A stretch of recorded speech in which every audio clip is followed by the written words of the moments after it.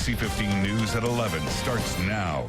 Now at 11, a teen injured at a prom shooting talks about his plans for the future. Plus, they can't get no satisfaction from Donald Trump playing their songs. Why the GOP presidential candidate has hit a sour note with the Rolling Stones. And listen to this. We now know when IKEA will open its first store in Wisconsin. See, I think what happened was they were just tired of Wisconsinites always going to Schaumburg. Exactly. And they said, now we know why. Hi, I'm Christine Belport. And I'm Amy Fluxant. New at 11, authorities are searching for a missing teen. Spring Green Police Department say 14-year-old Logan White left on foot around 10 last night. He may be in the area of one of the bridges in the Spring Green area and have an airsoft gun with him. Logan is about 5'6" to 5'8" tall, 130 pounds, brown hair. He may be wearing a black and gray fleece PJ bottoms, white t-shirt with River Valley on the shirt, and may have a camouflage jacket on. If you see Logan, please call 911. A silver alert has been issued for a missing Oconto Falls woman. 85-year-old Constance McDermott was last seen around 5 last night. Police say she is known to leave in her car and drive around. She is said to be driving a blue Buick Lucerne with Wisconsin license plate 262 PLU. Now, she does wear glasses and uses a cane. If you see Constance, please call police. Oh, I hope she's going to be okay. Yeah. Well, this is a great day. This is what we've all been looking forward to all week long. The sun is out and bright. Yay! AJ Waterman is here with our Weather Authority forecast. Hi, AJ.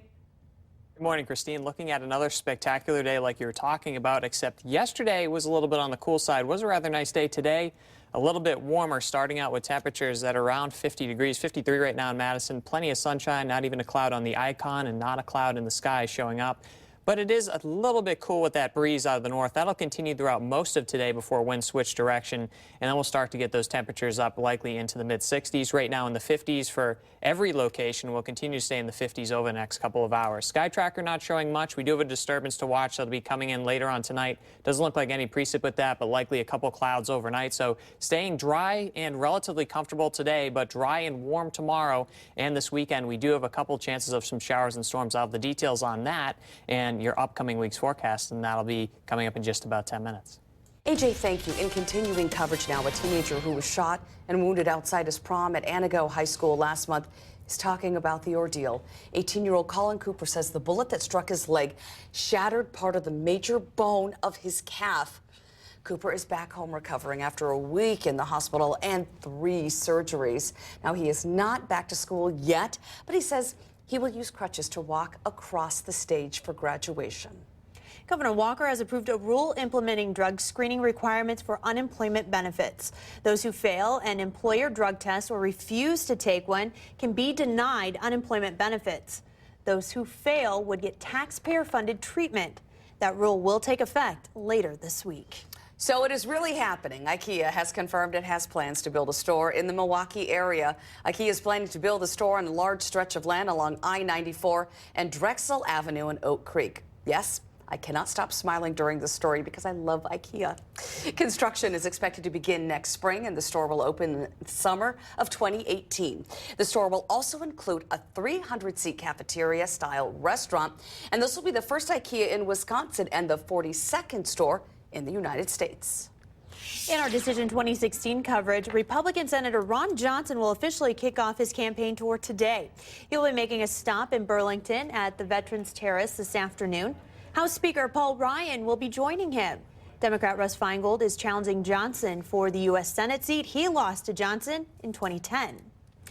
Hillary Clinton finds herself in the challenging position of preparing for a showdown with Trump while still dealing with Bernie Sanders in this Democratic primary. Right, Kristen Welker is in Los Angeles with that part of the story. It's the fall fight in sharp focus. Hillary Clinton and Donald Trump, no holds barred. This is, to me, a classic case of a blustering, bullying guy who has knocked out of the way all the Republicans because they were just dumbfounded.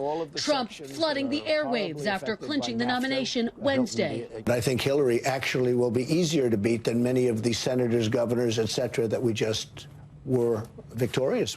Clinton trying to make voters fear the billionaire businessman. I think he is a loose cannon, and loose cannons tend to misfire.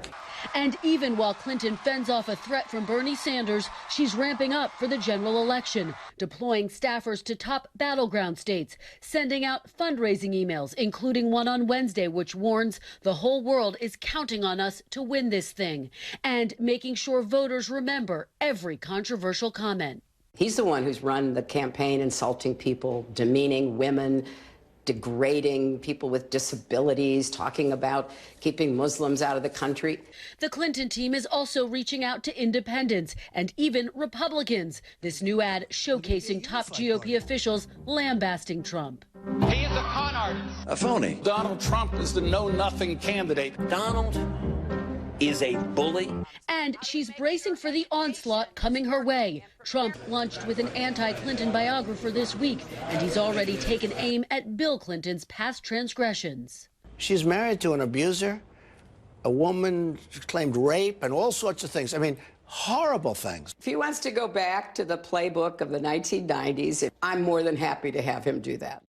The former president may have added fuel to that fire, making an ill-timed joke while campaigning in San Diego when a young woman said he, quote, looked good.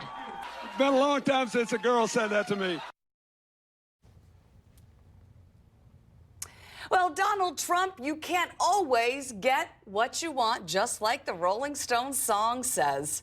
Yeah, the Stones want Trump to stop using their music at their campaign events. Trump, an avid music fan, has featured Stones songs at his rallies for months. Well, the Trump campaign hasn't commented on the request or said whether they had a license to actually play the Rolling Stones song. Not the first time this stuff has come up. It happens every political year. It seems to. Well, coming up on NBC 15 News at 11, we'll have the latest on the investigation into the death of Prince. Plus, if you love the world of make-believe, Costume Con 34 is happening in Madison this weekend. We have all your details next. You're watching NBC 15 News with Christine Belport, Amy Flugsoft, and meteorologist A.J. Waterman.